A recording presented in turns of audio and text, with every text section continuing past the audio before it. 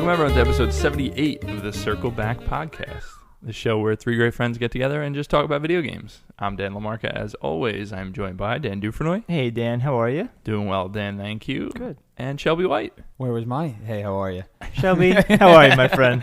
It's been a while since we had the whole gang I know, together. right? The gang's all here. I was sick last time. Dan was sick, Yeah. and then Shelby couldn't make it before that. Yeah. It's been since Game of the Year, I think. Since the last time we were all together in the same room. Well, Yeah. Shelby, how have you been, man? This is about as deep as we roll. Dude, how was your New Year's? Everything's okay? You all right? Yeah, no, everything's going great. Awesome, man. I love the beginning of the year because all the Game of the Year stress is gone, and then I just Yeah, I mean, when we go through what we've been playing, a lot of my stuff is extremely old because I'm just having That's fun right. enjoying. the beginning of years is always like oh, you know what? I can catch up on stuff that I missed, Mhm. or just say screw it and play And whatever play the hell whatever you you feel like. like. Yeah. That's the beauty of Yeah, it. that's the best part. Let's jump right into that because I'll get some of the newer stuff out of the way. I know there's one big one that finally hit 1.0 that we'll talk about. But I played, so part of the Xbox Game Pass, I don't know if it was just for PC or if it was for both, but the game Bleeding Edge by Ninja Theory, their beta was out this weekend for That's Xbox the Game Pass. 4-on-4 game. Yes. Yeah. So this game is interesting. It has a lot of Overwatch-ish DNA where it wants to be like a, hero-based, ability-based, multiplayer, competitive game. Mhm. It's just 4-on-4. They have a bunch of like zany characters with interesting abilities, and I like the idea of it, and some of the abilities are cool. Because it's third person and it's melee based, it just doesn't feel right. Yeah. Yeah, it doesn't feel very well balanced to me. I know plenty of people play a lot of 3D fighters, like those, Dragon Ball Arena type games and stuff. So maybe those kind of players will enjoy this more than I have. But I played maybe 5-6 games of it, tried out some different characters, and I was like, I don't think I'm going to play this. Listen, I love Ninja Theory and everything they do, but I'm not even appealed to this whatsoever. Yeah, it's a really, they have some neat ideas, but it's kind of just it feels like a knockoff brand, Overwatch type of thing. So. It's like hey, we're making Hellblade 2 as our serious thing, and then let's have some fun and make this other thing because just test the waters. Right. But and honestly, I mean, it's not like it's a terrible game or I hate it or something. It's just kind of bland and boring, and I've seen it done better, Mhm. Yeah. It's like the same way we feel about the beginning of the year. They kind of just said, all right, Yeah. that's fine. Well, Game of the year's over. Yeah. Honestly, it's an interesting thing where I'm like, oh, that's a cool character, those are cool abilities, and then when they're not fun to play as, then it's so what do we have here? Yeah. Wasted talent right there. Yeah. That's really all I have to say about Bleeding Edge right now. Obviously, it's a beta, and it was only for the weekend. Okay. Last weekend. The other new one that I played came out a couple weeks ago. Is called Wide Ocean Big Jacket. You guys heard of this game? No, I've not. Sounds like a Blink-182 album. It's a very small narrative. It's almost like visual novel-y because it's all text-based. It's not like there's a lot of gameplay. But it's about 90 minutes long and 2 hours long, maybe. And it's just about these two kids who are boyfriend and girlfriend. They're 13. They go on a camping trip with the girl Mord's aunt and uncle. So it's this kid and her 13-year-old boyfriend go on a camping trip with the aunt and uncle, and it's just a really well-written, touching at times, funny at times story, cut from the same cloth of a short hike or a night in the woods style of hey, this is wholesome, a little real at times, but just really well written. And I just really enjoyed it. It's like a simple little short experience. But I like the way it looks. It has a kind of a unique, it's like a blocky 3D art style. But then when they cut to like the dialogue, it'll like be a black and white like drawing of the person's face with like the writing underneath it. I just it's just kind of like an endearing game, and I just played through it in one sitting and was like, oh, that was really, really cool. That's awesome. I do just want to digress a little bit. Could we like make a compilation of like every time we mention Night in the Woods? I feel like, it's Night in the Woods, Dark Souls, or Souls games, and yeah, FromSoft in general, Bloodborne. Yeah. It's FromSoft, Night in the Woods, and Outer Wilds. I feel like we could totally make we could make a compilation that would last like over 2 hours of just like, it's just like Night in the Woods, Night in the Woods, Night in the Woods. Well, Night in the Woods did it so well first. Oh, I am the biggest fan of Night in the Woods. I totally agree. I just think it makes me happy. Me too. But yeah, that's Wide Ocean Big Jacket. I don't have too much to say about it because it's just a 90-minute story-based thing, so I'm not gonna dive into details on that. Best game of the year so far? No. I'm trying to bring that pressure back. No, it's not. But it's very good. I mean, this is the year where Kentucky Route Zero Act 5 came out, so. How would you consider that? Would you consider that? We'll get into it. We have the whole year to think about it. But speaking of Kentucky Route Zero, I know, Dan, I've been playing it. Been dabbling. Yeah. Oh my gosh, I'm loving it. I'm in the middle of the third chapter, and then my dog started throwing up, so I had to stop, and then I just didn't get back to it. He did one of those, and I was like, oh, what's that?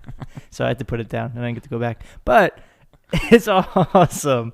Dan, you played it and you texted me and you gave me I wish I still had the text. It was like this beautifully eloquent description of the game, and it was like, take your time with it and you will enjoy the majesty of the narrative, just like Night in the Woods. Like, it was like this thing. Straight up critic. Yeah, it was beautiful. So Did I mention Night in the Woods in it? I don't think no, so. I'm just making that up.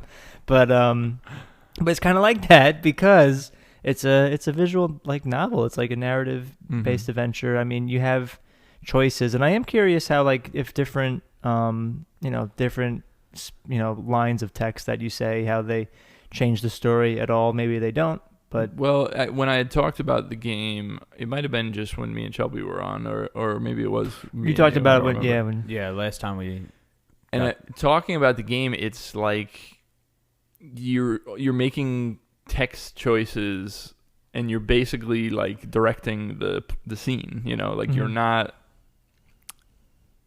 things do change based on what you say because you're changing the direction of it. Like, who's talking? Who are we focusing on? Right.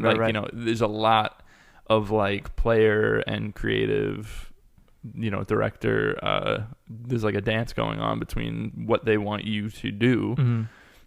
And you do see different things based on where you go, and you do hear different dialogue based on, there's always this school of thought where the ending needs to have changed in order for these choices to be meaningful. But in reality, in fiction, what happens on the moment to moment, what conversations you have, is part of the story. I don't know why that gets kind of overlooked sometimes, where it's you need big meaningful changes. Video game players in general, I'm saying, sometimes the complaint is nothing really changed in the end. And it's your story literally is different because you're having different conversations with people and you're learning about this person rather than this person. I don't need the threads to end at a different point. Right. That's almost cheaper, It's the writing along the way of what you're experiencing is the story. Yeah. I feel so many times that gets overlooked where it's oh, nothing changed. And that was beautiful. I think you texted me. I think that was in the text you sent me about the game. It was that very well. How long was this text I sent you? It was 7 paragraphs. It was crazy. So you're enjoying it though? But I am enjoying it. it's just weird and zany, and I was trying to explain to somebody what it was about. Zany? You think it's zany? I think it's a little zany.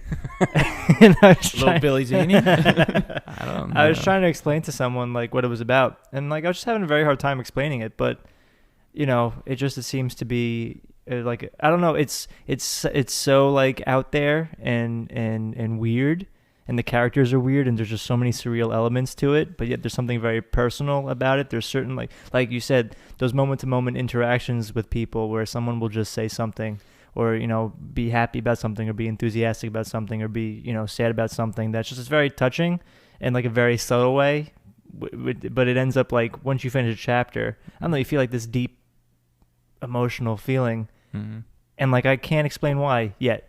It's like it's just like a very profound, if you're into this sort of game, I feel like this game's not for everybody. I think, I could see why, certain people who I've recommended to, as I was playing, I was like, oh, I'm getting into this adventure, you should try it out. We can, take notes and compare. And a lot of people that I recommended it to are kind of, like it's not really, my style. I don't really like what it's doing. But for me, I love narrative-based games. I love interesting characters, and this game is full of it. So I'm curious how the chapters progress, because I'm excited to keep playing for sure. The best description I have heard for it is that literally it's the next great American novel is a video game, and it's Kentucky Route Zero. That's awesome. Because that's how it feels. Of like, it has that same spirit of like great novels that are like, not only is it because it's very well written and it's weaving its way through, but it feels very literary in the way that it moves, where it's like it's slow and plotting and wants you to drink in the atmosphere around it. Right. So it takes time talking about how the world is in this area or whatever. So like, I think it's for me, it's like, brilliant and amazing, but I understand a lot of players might get into it and be like, oh, well, this is, not for me. I totally get that. But if this is for you, oh man, I think it's like really, really excellent. And it just gets better and better. I'm excited for you to continue going through it. Yeah, I'm enjoying my time with it, very much. And I just like how, like you said, every landscape, every area that you go to, it has its own. It's like its own world, its own dichotomy of interactions and, Yeah, I know. It's mysteries. It's a special little thing, and the more you dig into like the universe that they're building out, the more rewarding it is, and that's a pretty cool thing. Well, even just playing, I'm sorry, I just cut you off. You did. Even just playing like the little in between the chapters, there's like little. Because I got the TV edition, so it has the interludes as well. They're all like that now, even if you have it on PC. The newest update, like I changed it to that. So even interludes, like the first interlude, you're like in this museum and you're looking at all this art and you're like, what is it? And you meet. In the second chapter, you meet the character that's like a failed like artist, but like quickly, but like it's just like very cool that they offer that sort of. It was very it reminds me of like David Foster Wallace, like Infinite Jest, that sort of just like where there's just like all these like weird tangents that you don't need to know about, but it's so like interesting, how there is this sort of like in-depth narrative to every little thing and every person that you encounter. So like I really appreciate Which one? What's the second interlude? I forget. That's the one where they're at the bar, and it's the play. It's the play. Yeah. At the bartender and the. That's really one of my favorite. Yeah, it's because so you're like, what? Like at first you're like, what is this? Like, is this what? Like, how do you beat this? Have you gotten to that area in Act 3 yet? Yes, I got to the bar. You did that whole bar scene? Mm-hmm. With the song and everything? Yeah. That was cool. It's pretty good. That was cool. But even that too, like that bartender's such an... This is where this is where the, my soul comes out, and I love this sort of thing in any sort of art. But how like in that scene, that bartender is like so insignificant. Yeah. He's just there just to, I'm waiting for entertainment. But like his entire like plight and his entire dilemma because you had that interlude. Now the characters that you're playing as don't know it, but like know it, and he's so insignificant, but yet he has a whole world like around him, and like I really like that. Yeah, I think it's a really special thing. I'm super happy that it came out as excellent as it did, because we waited a long time for Act 5, and I absolutely adore Act 5. So yes, excited you to get there. By next time I see you guys, hopefully I beat it. Yeah, maybe. No promises. Before about halfway we through, you're getting there. Yeah, you're getting there. It's only like a 5-hour game. I should have like gotten there like Act a long 5 time is ago. the shortest one, but I think Act 4 might be the biggest. Each act is about 5 hours. Is that what you're No, saying? the whole Oh, entire the whole experience. Oh. It's definitely not 5. It's probably about 10 altogether. Oh, okay. You've probably put it in 3 at least. Maybe. Yeah. But all right, that's Kentucky Route Zero for now. We'll check back in with Dan. Oh, on the so I next did want episode. to ask one question though. Oh, sure. Nah. Okay. Next, What do you got? Good. do you consider, since Act 5 came out, is Kentucky Route Zero considered a 2020 game? Yeah. Like I said, we have a year to figure this out. Because the first part came out 2013, I believe. Yeah. So what are we considering this? Like Wow. when? Yeah, How can we? that's a big span. How do we quantify it? How do we?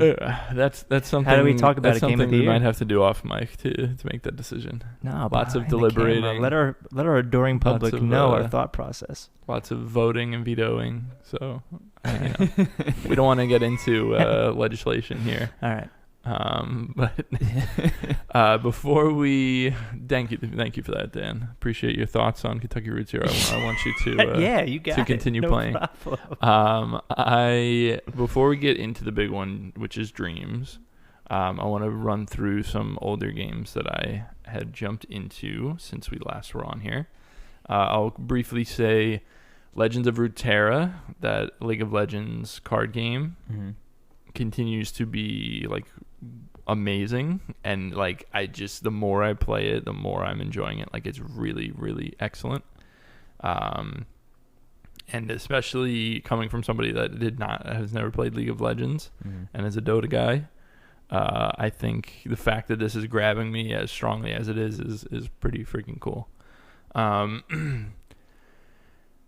Which one? All right, so I'll talk about The Witcher Tale. It's Thronebreaker, The Witcher Tales. This game came out end of 2018, and it's like a smaller game in the universe of The Witcher 3, and you are basically, do you know Gwent is like the in-game card game of The Witcher? Oh, right. Yeah.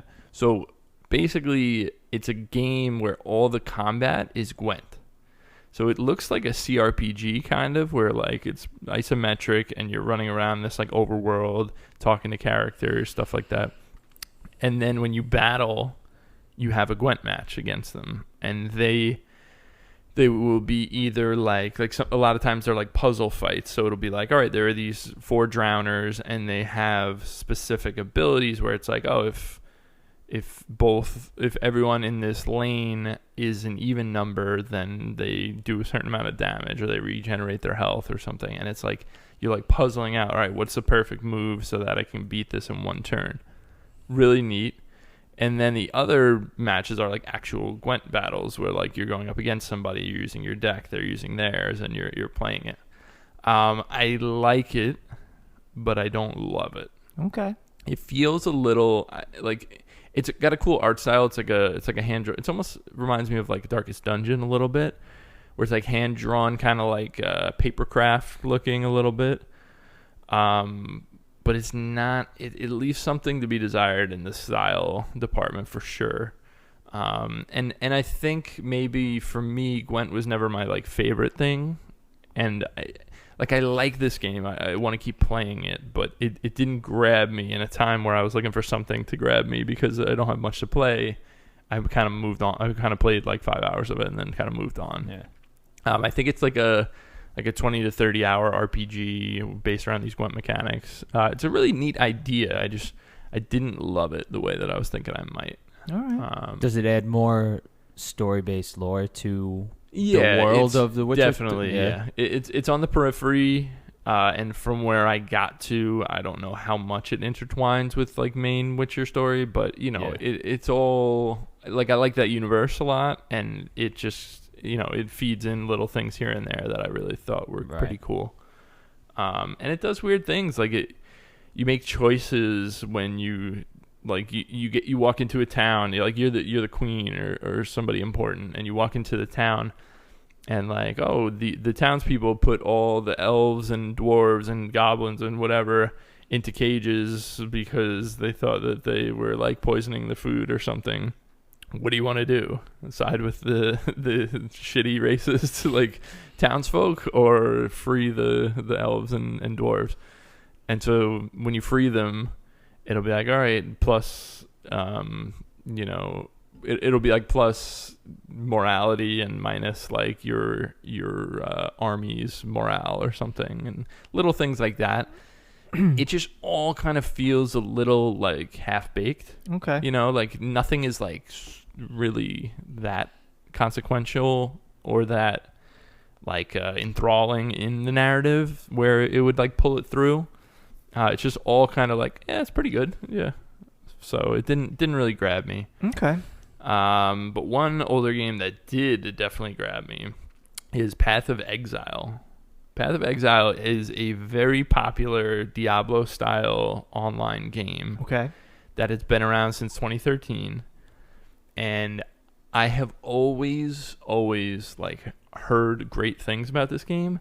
I just never really cared that much. Like, I loved Diablo and Diablo 2 back in the day. When Diablo 3 came out, I played it and I was like, wow, that was fun, but I was never like over the moon with it. It wasn't like something I wanted to play with friends and like go online or whatever. Path of Exile is so the reason this even popped into my head is because there's a game out now called Wolcen, Wolcen, and it is like a blatant Diablo style, rip-off game basically, but they built their own things, and it's beautiful. It looks really cool, and I was like, ooh, this is a new game that came out of early access. It's full release, and it's a Diablo style game. Maybe I should give it a try.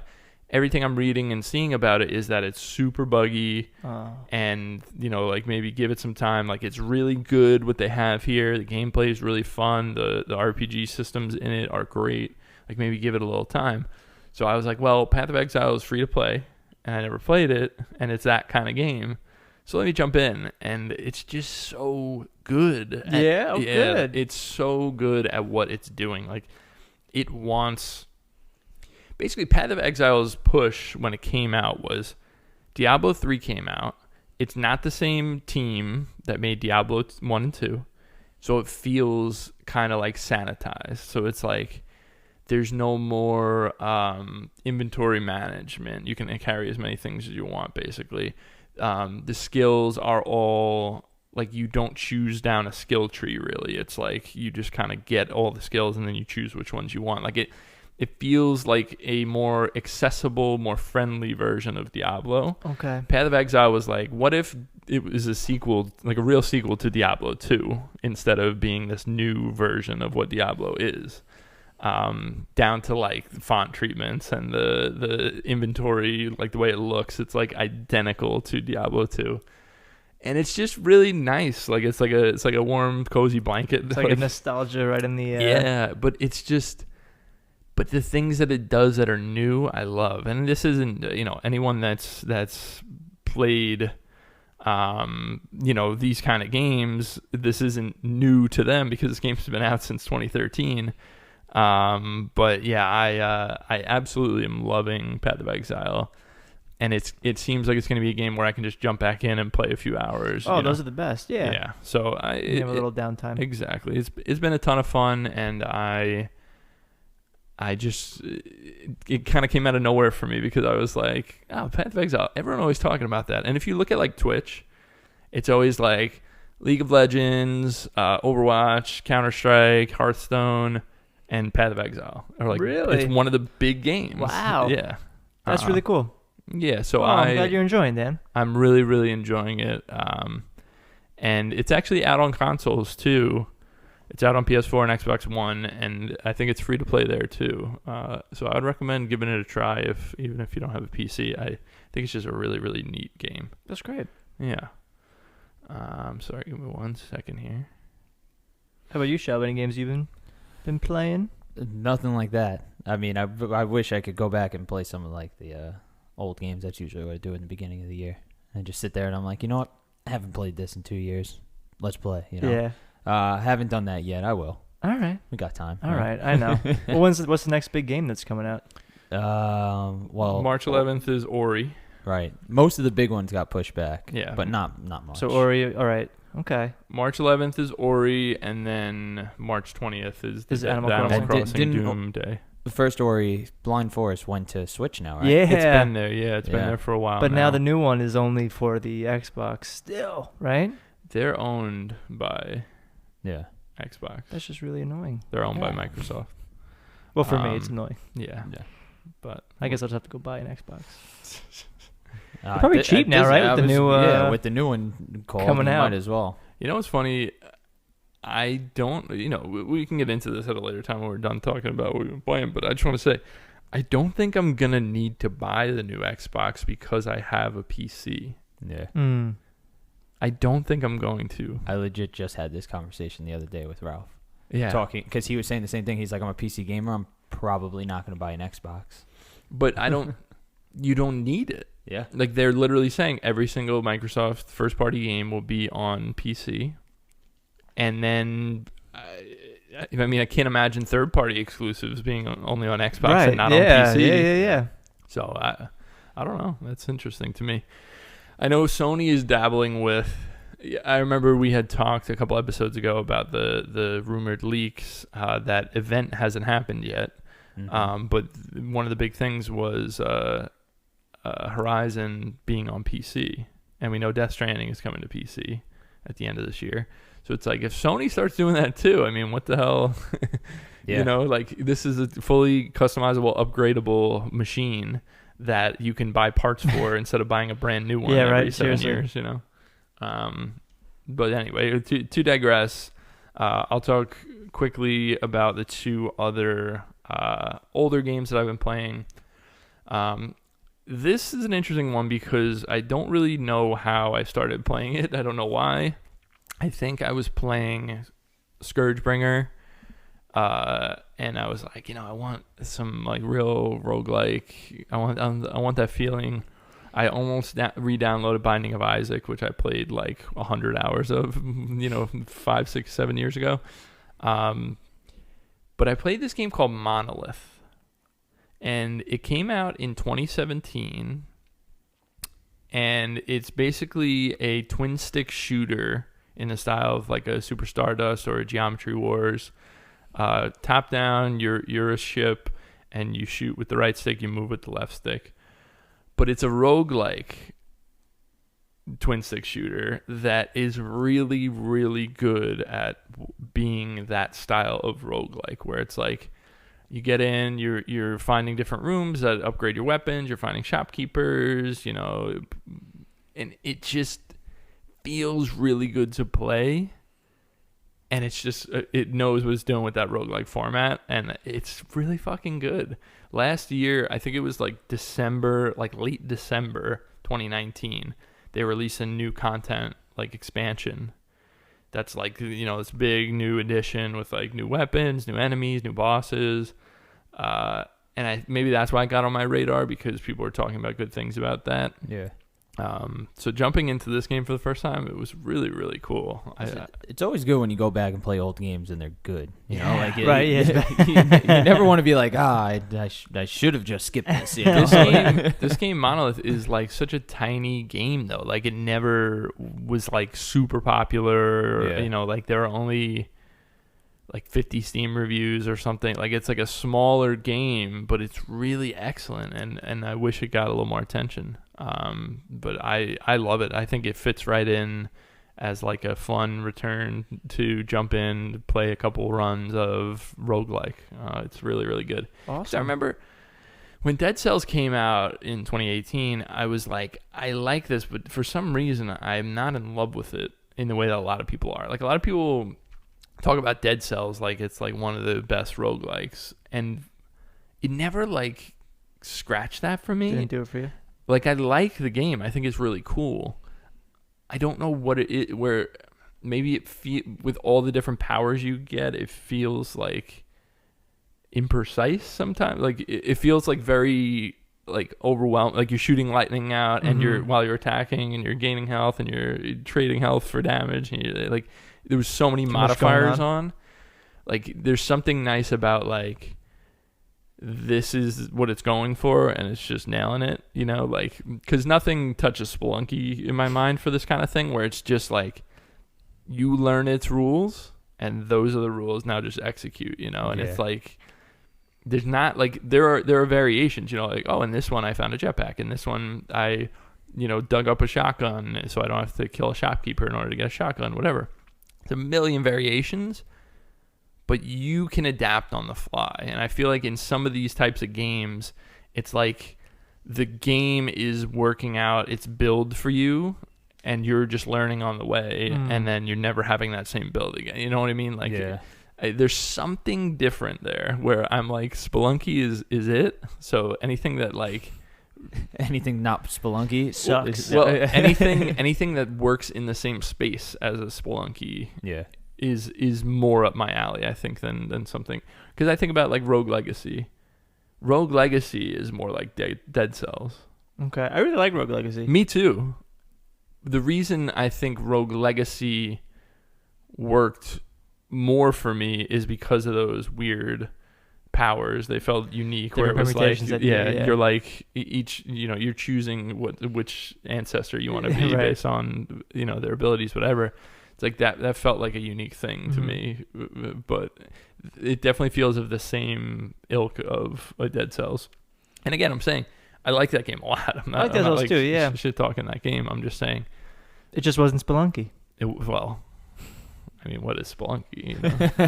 What is Spelunky? It's a tough bar. So is that a Jeopardy answer? I think that sequel's coming out soon. Yeah, it's gotta be. I think it's coming out pretty soon. Yeah. Like tomorrow? Like in a month or two. Wow. Let's see. We'll see. Did they say? No. I just think so. We'll see. Kind of got a hunch, huh? I feel like you know. I don't know. Like you're like smirking. The fucking inside you're scoop like, yeah, you're like here. smirking like you know the answer. The last old game that I want to talk about is Hunt Showdown. Terrible name. Yeah. It is a really cool, unique game. It came out on Steam in early access, I think, 2 years ago. Hold on, before you even say anything, Hunt Showdown. What do you think? What kind of game do you think it is? What kind of game is it? Oh, I feel it's like a feels like a big deer hunter to me. I'm thinking like an archery. Yeah, I want like an archer, like, you know, over the shoulder, you know, links crossbow training. Straight bowling alley, picking the shotgun up. Yeah. Okay. That's what it sounds like. But well, it's definitely not either of those. Okay. The reason I'm even talking about it is because it just came out to consoles for the first time on February 18th. It is a it's a tough one to describe. It's kind of a battle royale, but it's 20 players on a map. Damn. And the object of the game is to kill these big boss type enemies and get their loot and then escape with the loot. That's the object of the game. Now, the interesting thing is it's kind of a... Are you versing these other 19 So people? here's the thing. All It's kind of like Left 4 Dead mixed with a battle royale. So it's like you and your partner get dropped in, and there are 10 other duos, right? Okay. There are random zombies that are not player characters that you kill to like get XP, whatever. And then, like I said, there are these big boss encounters. If you come across another squad, you can kill them. You can not. You can run away. Whatever. If they have loot and you kill them, do you get it? Yes. Yeah. Okay. This is where it gets interesting. Is there's a lot to unpack it with this game, but the big thing is, it feels like a horror game. Not only because it's scary, the sound design is crazy. The first boss I fought was a giant spider, and it was terrifying. But not only was it a giant spider, they designed it so that it literally like crawls on the ceiling and then will like jump at you, and it's like terrible. It's like the Hobbit. Yeah, I don't like it. So what you're doing is, God, there's so much to talk about with it, but in game, in match, it's you and your partner sneaking around. You can hear noises all over the place. So if you scare like this group, it's in that same like classification of games as like Evolve, right? Okay. So it's like that isometric or the cooperative, but you have these big enemies that you're taking down. So you're all competing for the same boss to kill. So if you like fire off a gunshot at a little zombie, now other people know where you are. So it's got that battle royale feel of like where, oh shit, now we gotta like take cover, make sure no one comes. You might run across and scare a bunch of birds that fly up that people hear and they'll go after. When you're fighting the boss, you hear the boss screaming, you hear the shots going off, everyone converges on that one spot. Ooh. It's insane. Is it one big boss per? Yes. Okay. All right. So everybody's kind of looking for that boss. Yes. All right. And what you're doing is you're actually scouting. So like there will be clues around, and what the clues do, if you find it, you like go over to it, hold and swear on it, whatever. It will tell you that a boss is not in this corner of the map. Yeah, exactly. So you're narrowing it down by finding these clues, but everyone's competing for the same clues and the same. Right, so someone can get lucky and just That's find pretty the cool. boss, like they could just walk. Or you're not lucky because you didn't find any like equipment in the world and Yeah. you've come across them too quickly. Now you're slowly taking his health down, and somebody comes in for the kill. Exactly. Right, yeah, okay. Exactly. So it's got a lot of really interesting like competitive layers to it. Yeah. That's cool. And then it gets even more interesting when you look at the external progression system. So like if your character dies in the game, they're dead. Like that character with those stats and those weapons and everything. Oh, they're just shit. gone. So like sometimes it's better to be like, I'm just cutting and running. Like I'm keeping because when you kill the zombies and stuff, you gain experience for that character. Okay. So, like So you're that actually character leveling up that character outside of the game. If they die, you gotta start from the beginning. Yeah. Does So there's a recruitment pool. So you pay the in-game currency to recruit a new character. Okay. And you gain that currency by, escaping with different treasures. Obviously, when you get away with the boss thing, you get a ton of stuff. Yeah. But you can kind of sneak around, just grab some stuff and get the hell out. You might come across somebody, kill them, get their insane weapon that you've never had enough money to get, and be like, see ya, I got a cool weapon, I'm gone. You could be super good at this game and never kill the big boss, basically. It's just so interesting to me. Like, this Yeah. is something that is very unique that I'm having a ton of fun with. That's really cool. I think I was pretty close with Big Buck Hunter. But it's also just a really hard, really brutal shooter where it's not your Apex where you need to put in 100 bullets into somebody. It's like you get a couple good headshots, that person's dead. So it's like Good. it's really, really cool. Awesome. Hunt Showdown. Hunt Showdown, terrible name, but it didn't stop it from being very, very popular on Steam. So I'm sure that will continue now that it's out on consoles. If that sounds interesting to you, I mean, give it a try. It's tough and it's brutal, but it's really, really cool. Are you playing on Steam or I'm playing on PS4. PS4? All right. Yeah, it's super fun and it's one of the most unique multiplayer experiences I've had. So it's fun to try it with other people and be like, oh man, this is because it's actually really fucking scary.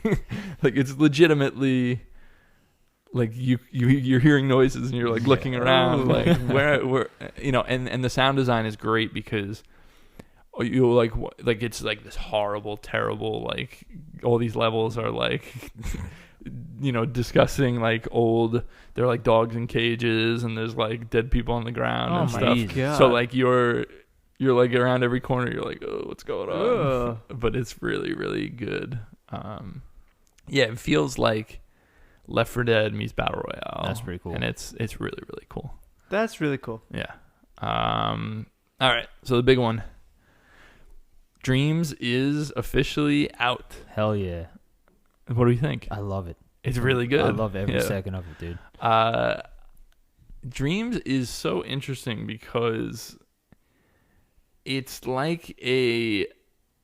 it's such a weird balance. So have you been doing any creation stuff or you just been Mostly creation? Yeah.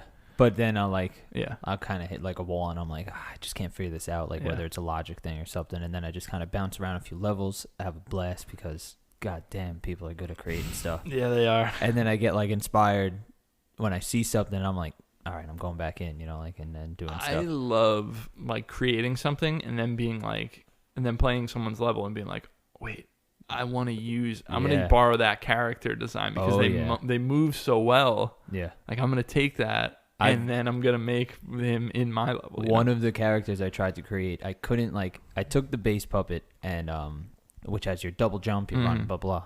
But then I found this other character that did a double jump. He spun. He swung his tail. You know, like he did all the things I really wanted in a character. So I took it and I took that character and I created, morphed it, just changed it myself because I wanted the logic on it and how the puppet worked. So I was like, do I copy that or I did it 2 different ways. I literally took the character he created, posted it twice. I did one where I tried to just recreate what he did, which was hard as hell. Oh yeah. And the other one I just copied the logic, put it onto a different puppet to see what I could do with it, and you could just do anything. It's really cool. It's really. And some of these creations that I'm coming across, because I've been mostly just seeking out on forums and stuff, what do people think is the best stuff out there right now? Because some of the most popular stuff is really, really cool. Yeah. And some of it is just completely uninteresting to me. People are obsessed with remaking levels of other games, and it's that's cool, but it's not that's really not what that they were interesting. So what's the difference between the beta? I mean, I know there's all right. So what happened was, what did they? It's a $40 game. Yeah. So there was no. I remember we paid $40, and we were like, oh, maybe we'll pay the extra $20 for the story or whatever. It's not. It's $40. It just. People who had the beta or the early access actually got to play a few days earlier. The game came out on a Friday. Wait, so I had the beta. You have the game. Yeah. Then you have the game. Yeah. Wait, really? Yeah. Did you pay the $40 when you got the early access? So you have the game. Yeah. Whoa. So the game came out on a Friday, but the game came out fully for early access people that Tuesday. The 11th. Oh my gosh, that's so cool. Yeah, but the biggest differences are they changed a lot of the tutorials of how they work. Right. They added master classes and stuff. Yeah. They added stuff. Added a ton of that the stuff. The base layout kind of looks different when you're scrolling through, which is fine. I mean, that's what the point of putting the beta, the early access when stuff you jump out into there the is, game, they take you through how to set up your home space a lot more than they did before. Right. But it's the same in that you can either play people's creations or you can also make your own thing. And that's same thing. Okay. You can design your home space. They've curated collections. So when you first start, because you have to go through a few of the tutorials again, just to be able to unlock edit mode. So when you go into it, they give you a collection called the Ancient Ruins collection, and you have to make a level out of it. And they just show you a basic one. You have to make a level out of that collection, and they have tons of collections. They'll be like, all right, you want to make something, but you suck at making characters, suck at level design. Here's a bunch of pre-made stuff that all fit into this one collection. Go have fun with it. Cool. It's super cool. It really is. And you could do anything. I've seen 8-bit games, 2D side scrollers, 3D platformers, first person shooters, everything. And they give you that ability. And like he said, they added much more tutorialization. So they have your beginner stuff, which was on the beta. They have an intermediate stuff, which I think was on there too. They added master classes from the Media Molecule creators themselves. Cool. Yep.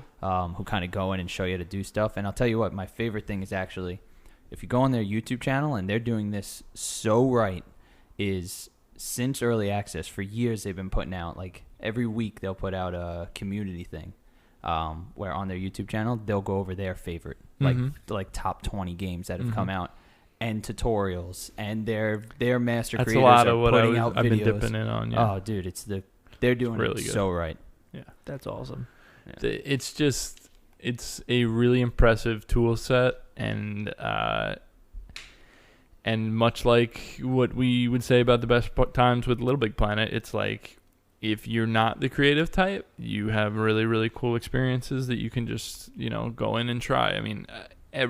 So many different types of games. The Geometry Wars, I was talking about, there are so many good, really good, well-playing Geometry Wars games, and then there's this 3D platforming game that takes you through all these different areas that are all the guy made the music and did voice acting and did there's so much. It's really cool to see too when you jump into a level and you see somebody gives their credits, and they'll be like, hey, I created this game, but this guy did the music, this guy made the character or something.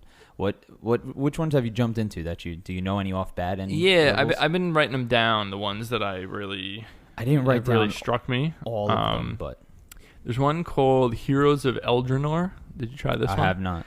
It's you choose between 3 different classes in the beginning. It's like these 3 characters sitting around a fire. You choose between one of the 3, and they're all like fully modeled 3D. It's like a 3D RPG basically, and it's just a beta of how the 3 of them play with all their different abilities. So like there's a sword and shield guy, and it feels really good to play with them. Like you put up your shield, you block, and then you start swinging. He has like, if you hit R1, you do like a spin attack, and he uses like magic, but then when you hit enemies, you regain it. There's a mage that has different spells. There's a rogue that, and they all play really well. It's not like a fully fledged game. It's like a play concept. Space, like it's like an open with like a enemy spawner, and you're just kind of like going like that. But they built out like a dialogue tree system that they want to implement in the full game when it comes out. But that's cool, man. You see a lot of those too. A lot of people putting up stuff and then like WIP, like work in progress. Yeah. Okay. So like they'll build this and they're basically saying like, hey, I want to show this off, but I'm not done with it yet. Yeah, exactly. And it gets people so hyped because you can follow a creator. Yeah. Oh, so you can see as a progress, it'll like update you and like. You can follow a creator when they upload stuff. You can like their stuff so that you're kind of like following it in that sense too, and so that it gets more. Like they have a popularity thing. Like it's basically like scrolling through Netflix, you know, like when you're going down and you can go through what's the most liked, what's the most popular played, stuff like that. Yep. That sounds really cool. I haven't seen that one. Check that one out. And then The Pilgrim. Have you played The Pilgrim? Incredible. So good. The Pilgrim is incredible. I'm like, so happy you brought that up. It's just this awesome, like, it's like a, story based platformer where you're this little wizard looking guy. And he goes, as he progresses, he goes into different like levels, and they're all completely different. And sometimes they change up the gameplay. Like it'll go from a 3D platformer to a 2D side scroller to like a top-down shooter. And the music is amazing throughout it. The art is really, really good. There's this one moment where you take like a hot air balloon through the clouds, and the way the clouds are drawn and stuff are just incredible. I think that's a really, really cool one. It's so good. It's really good. Then there was something that I saw. It was called like Mountains and Rain or Mountains and River or something. Like yeah, that? And it's just art. And it's ridiculous. I can't even fathom how they did this. It's crazy. Like, so when you go, did you play any of the early access, Dan? Oh, yeah. Play a bunch of it, yeah. So like when you're going through, you can either create a scene, which is basically a game. You can create an element, which is just anything that people can take and put in their stuff, or you create a showcase, which I saw that one. That's the showcase, I believe.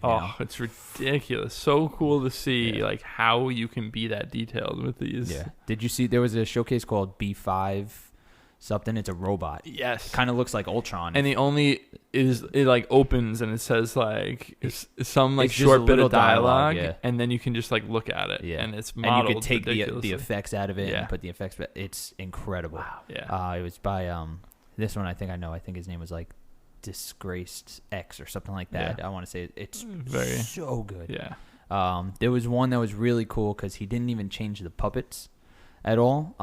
Called a surreal story or something like that. Oh, I saw Hello World, a surreal short. Yeah, that's what it's called. I didn't play it, but I saw it. Dude, so good. Yeah, I gotta check it out. So good. That one's really cool. I tried to look at different types of games to see what people were doing. Obviously, you have like the Pilgrim's a 3D platformer, kind of like Super Mario, but you get like cool stuff. There was an isometric top-down called Wind Up. Yeah, that's really cool. Yeah. Like well done. Looks like a game you would buy on Steam. You know, like that one was really cool. There's one that sorry to cut you off. Yeah. There's one that I played called Blade Gunner. Yeah. Oh yeah. I see that one. And it's literally Resogun. Yeah. Like if you ever played Resogun on PS4, which is like one of my favorite like shooters ever. It's literally that. Wow. Like it doesn't control quite as smoothly as obviously the House Mark is amazing at making those kind of games, but like it's that. Like they made that where like you're going around. It's a cylinder shooter where you're going around the outside of you're like spinning around a central point. There's one called like Gem Waller or something like that too. Did you see that? You play like a little the sloth. Yeah. I played. I don't think it's called Gem Waller, but no, it's something not, like but that. It's something. Yeah. So good. It's like Toad's treasure tracker kind of. That's what it's like. Yeah.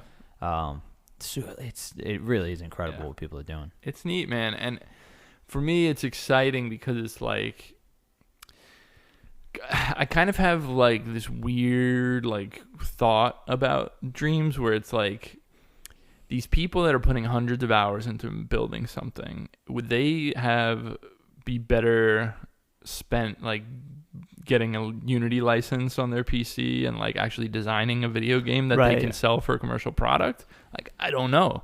But the fact that the thing that I love about this is it's a small barrier to entry. You have a PS4, it's $40. Right, anybody can. This is a nice like starting point for people that are interested in games, and the creation tools are intuitive enough and the tutorials are extensive. So like I don't think there's something that's this easy to onboard into, especially because you can borrow things from, I mean, I know that, you know, they do similar things with Unity, where you have like basically a database of models and stuff that you can use, and then you change it before you make your actual game.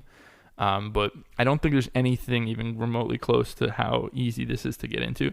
That part I love, but I do sometimes think about people that are building like entire games and spending hundreds and hundreds of hours. Like, I know that's fun in and of itself and you're enjoying it, but it's like when you're making an actually like really good product, it's always that question where it's like, maybe you should have just made a game and sold it and made money. Down the line, what they've said, because I was watching a stream when they released the game, is down the line they want to create a separate part of the game for people to sell.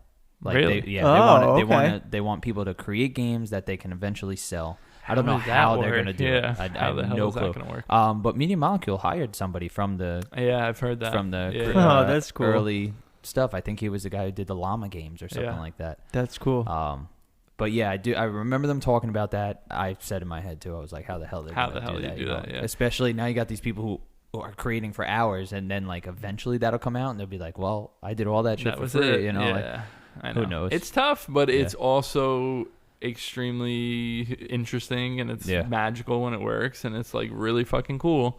The thing that I absolutely love is seeing people's like splash screens of like their company names and stuff. Dude, like so it'll good. load up and it'll just be like a company logo that pops in, and then it'll, like, it's just so cool to be like, man, it's like game created by, and it's the guy's username. That's cool. Yeah, but they'll like actually make a real one, like a real company, like instead of it saying Naughty Dog, like presented by Naughty Dog, like they'll have like screens like that, which are so awesome with their own made up name. You know, that's cool. I think it's really rad. Super cool. So you got to delve into a few of the games. Yeah, no, for sure. Especially since I already own it. Doing the same. It's so cool. I didn't even realize. Yeah, it's great. No, it's really really cool. I'm excited to just dip in every once in a while and see what the big stuff is. One thing I've been doing is, and I can't do it. I keep trying, but I suck at it. Is they've created the ability to now use, because you use a controller and that controls your imp. Yeah. They've created the ability to use motion controllers. Yep. The move controllers. Yeah, I fucking blow at it. I've been trying so hard because it's like it definitely makes stuff easier, but it's hard to do. It definitely makes sculpting easier. Yeah, tell you that. It's still super hard. Because you can literally grab a piece to hold it in place and then like sculpt it like this. You know. So that's what I've been working on. Yeah. But it's tough. Yeah, it's super tough. Yeah, well, but I'm enjoying every at second streams. of it. Yeah, we'll be checking in a lot, I'm sure, over the year. Yeah, I gotta check that out. And I think that is it for what we've been playing. Yeah. Couple quick news things, and then we have a fun little bonus that we want to do. Animal Crossing Direct just came out, I think February 20th. Showed off some of the stuff. We're not going to go into detail about it. I just wanted to bring it up. If you haven't seen it, check it out. It's just kind of a showcase of like exciting things for, hey, remember Animal Crossing is fantastic, and it really is. I mean, I'm just so excited for that game. They did that before Pokemon came out too. Yeah, they like doing that. Yeah. I mean, they like doing the Direct initially to like show the game, and then they like doing the Direct right before it comes out just to be like, hey, just in case you forgot, this game's coming. I can't wait. I'm excited. So March 20th is going to be a fun day. And then the other big news one for me is Sony pulling out of PAX East, citing concerns of the coronavirus. Obviously, the coronavirus is a legitimate concern. The more I've read about it lately, it seems like the number of reported cases are actually going down for the first time since it's been announced, which is a good sign. I feel, and I don't want to downplay the importance of this, and I understand that it is definitely a real concern for people. I think that Sony, it's a pretty convenient reason for them to just not go to this show where they may not, need to go. I know they said initially Last of Us Part 2 will be playable at PAX. Yeah. So that's not happening anymore. So I know people are disappointed, obviously. But I think Sony kind of realizes that conventions are not going to be the big thing that they used to be. Mm-hmm. PAX is a very small regional thing anyway, so I don't think they're, maybe they're better served at like a Gamescom or a GDC or something like that, where it's like a big event. But yeah, I'd be curious, depending on the statistics of the coronavirus, come GDC time, like I said, Gamescom and GDC time. I mean, those are much more international shows where you would be a little bit more concerned than just the Northeastern America, not that affected by the coronavirus thus far. So I am curious, but I just thought I'd mention it. If you're going to PAX East, unfortunately, they will not be there. Now let's cap it off with a fun little game we're gonna play. We're gonna do some predictions before everything gets announced, if it gets announced. We want to do kind of a prediction of what we expect Sony, Microsoft, and Nintendo to put out by the end of this year. So what we're talking here are things that have not been announced already, and kind of just wild guesses about what we think. So games that haven't been announced, or the release dates that haven't been both, announced? I would say, because number one, the one that came to mind, and Dan said it right away when we started talking about it, was Breath of the Wild 2. Yeah. It has been announced. Yeah. There's no release window on it. Yeah. I think that's coming out this fall. Nintendo's just going to drop that baby. That'd be freaking nice. Nintendo's just going to drop that baby. Well, the big reason why is look at their release schedule after Animal Crossing. There's what do you have? Nothing. Yeah. There's nothing. Plus, they're building on a game engine they already built. That's right. That's the key. They're building on a game engine they already built. Yeah, so. That's the key. And I think I'm being, obviously optimistic. Yeah. I think that's coming out this fall because the real question is, what do you think they're doing with Mario? Like, they're not going to do Odyssey 2, I don't think. You don't think so? No. I hope they do something similar. They might do I would love Super Mario Galaxy 3. Oh, okay. They haven't done one of those, like the Mario U adventures, like those sort of things, or 3D Land. Like they haven't done they did do. They did last January. They put it. Yeah, they did. They did a remake. Oh, a remake on the Switch. For Switch, yeah.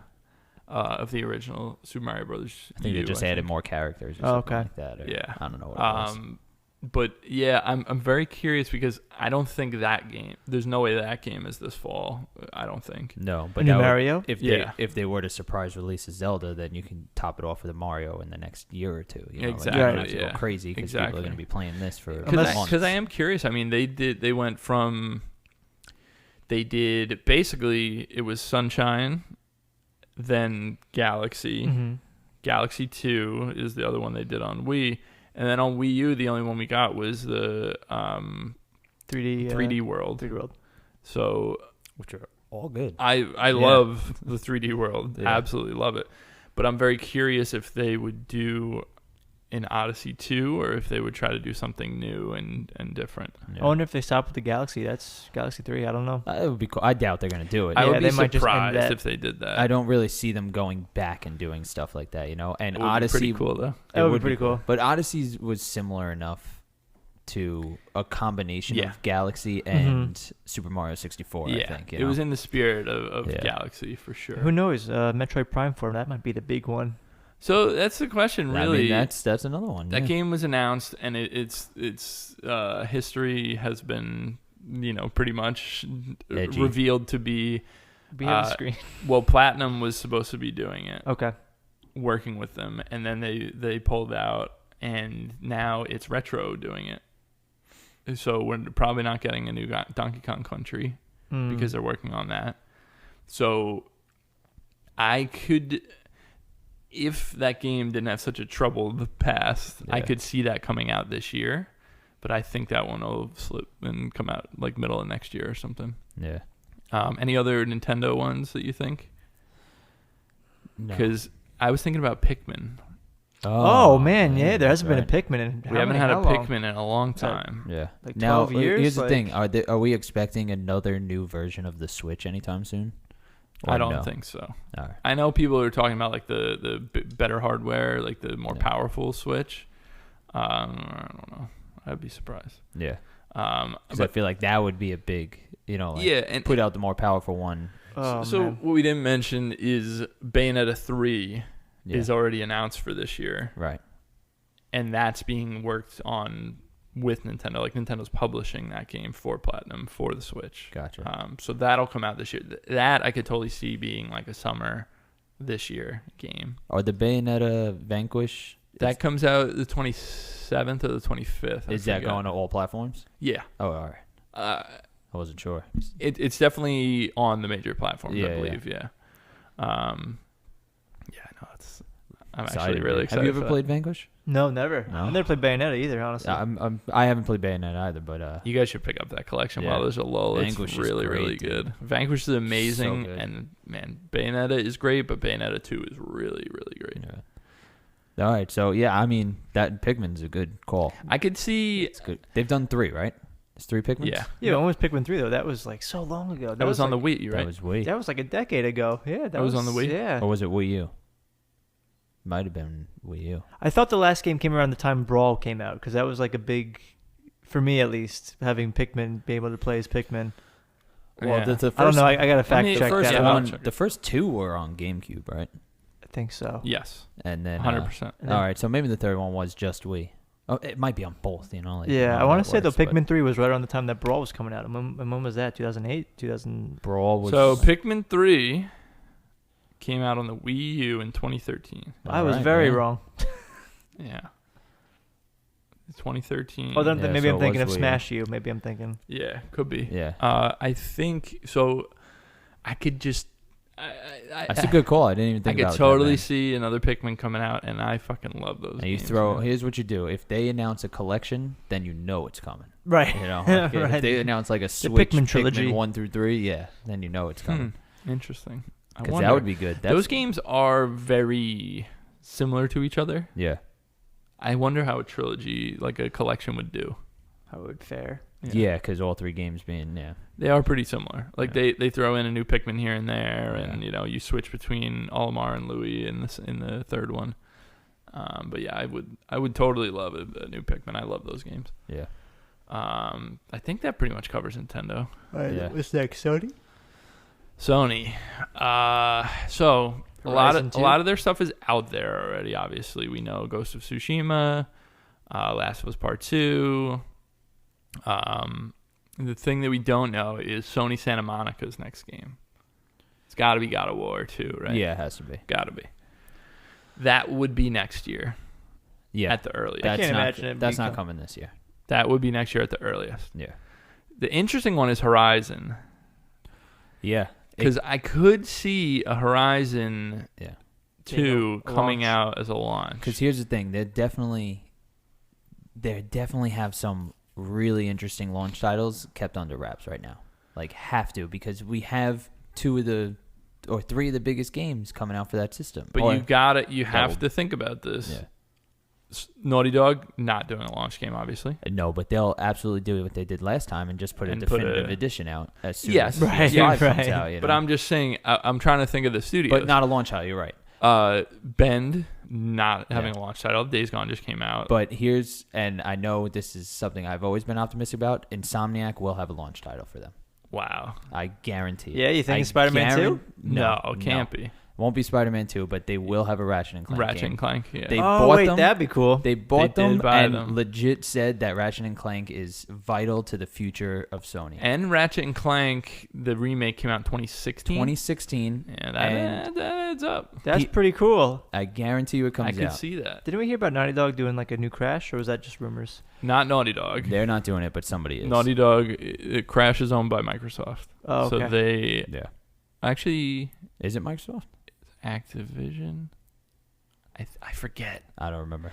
But definitely not Naughty Dog doing it. But I think the company Vicarious Visions, so it is Activision then. Yeah. Vicarious Visions is going to make a new Crash game for sure. Yeah, 100%. But that's not what I want to know what the Sony studios are doing. Yeah.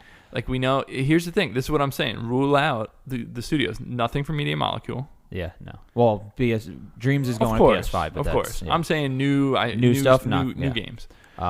Nothing from Bend, like I said. No.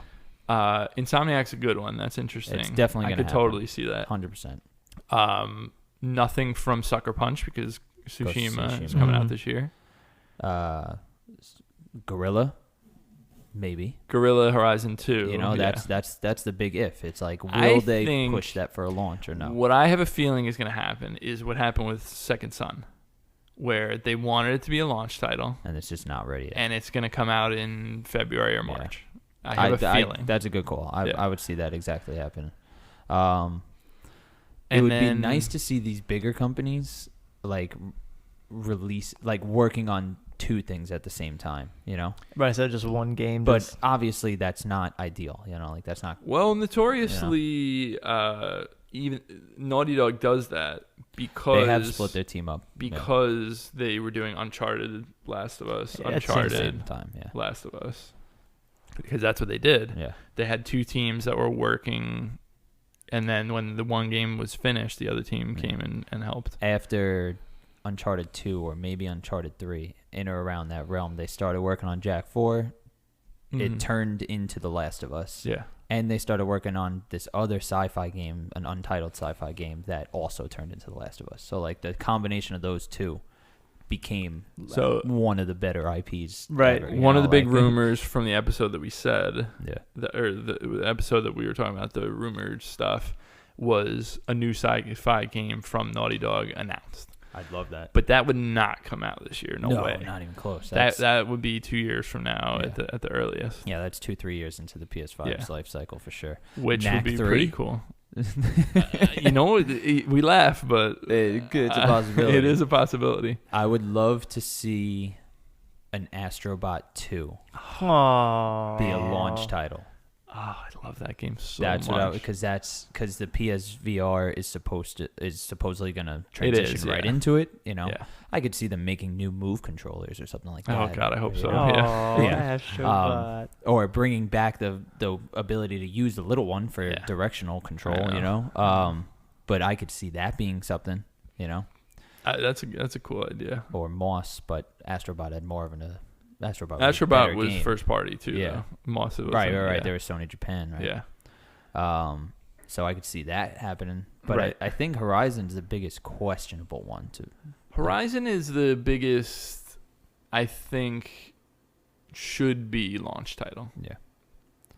I could totally see it doing the Second Son thing. Yeah. But yeah, I think we covered Sony pretty well on that front. Everyone's saying a new Gran Turismo is coming.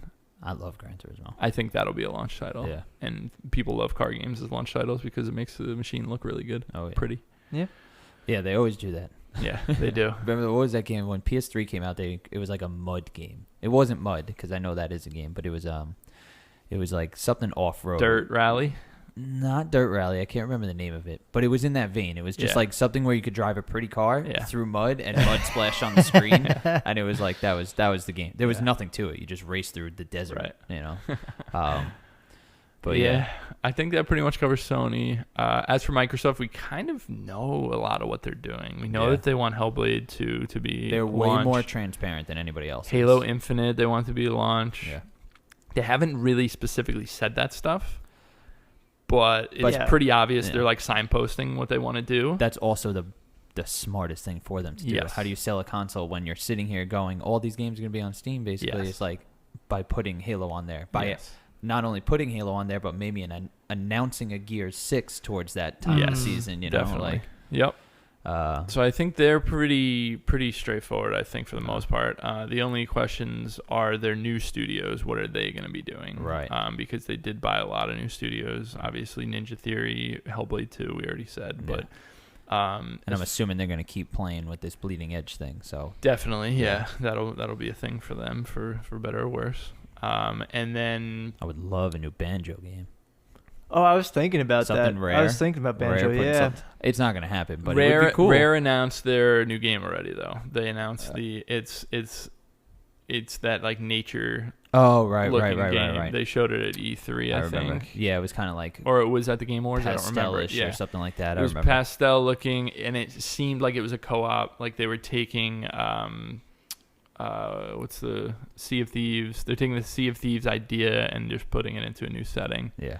Which, for me, all I want is a new Viva Pinata from them. For God's sakes, the most underappreciated series ever. Guacamelee is pretty good. But yeah, I think Rare will just be focused on that one. Yeah. And then as far as their other ones, I mean, the one that's interesting to me is Obsidian. Yeah. Like, are they going to make a big RPG? I know that when Phil Spencer started talking about what they were going to do, he had said, because they have a game announced, Obsidian, I think, but he was like, we bought Obsidian because we love the games they make. We're not here to change what they do. Yeah. So I think they will be putting out a new big RPG like they've done with Pillars of Eternity and right. A lot of their stuff. So, excited for that kind of stuff. Oh, we didn't talk about Blue Point games either with their remakes coming out. I'm positive what it is. I know it's Demon's Souls remastered, yeah, which is super exciting. Like, do they put that out around the console launch time? Do they just make it PS4? I think that's going to be a launch title. Yeah. I gotta play another Souls game. It's a blessing and a curse. Yeah, that's what I mean. It's a blessing, but it's also a curse. It's like hardcore. But yeah, I mean, you guys got anything else last minute, or you think? Not that I could think. I mean, other than what's the new IP? Godfall was the new IP that was that just Sony or was that both? No, that's Gearbox. So okay, that's yeah. That'll come on everything, I'm sure.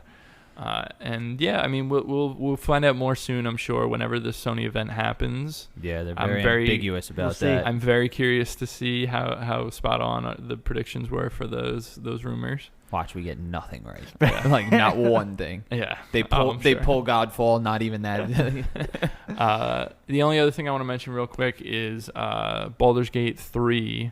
They're doing Larian's doing a big showcase on February 27th. So I think we're going to see our first official gameplay, maybe get a date. So I'm super stoked for that. Cool.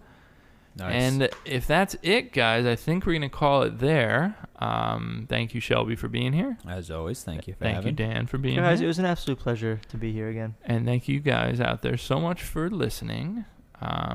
We hope you enjoyed, and catch us on the next episode of the Circle Back Podcast. Peace.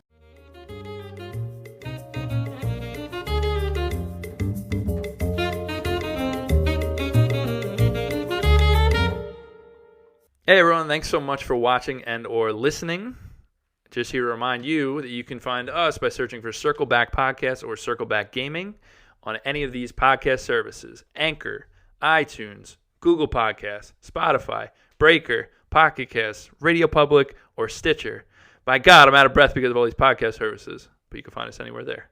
Also, you can find our video version on YouTube by searching Circle Back Podcast or Circle Back Gaming, and the rest of the videos we do. Thanks, guys.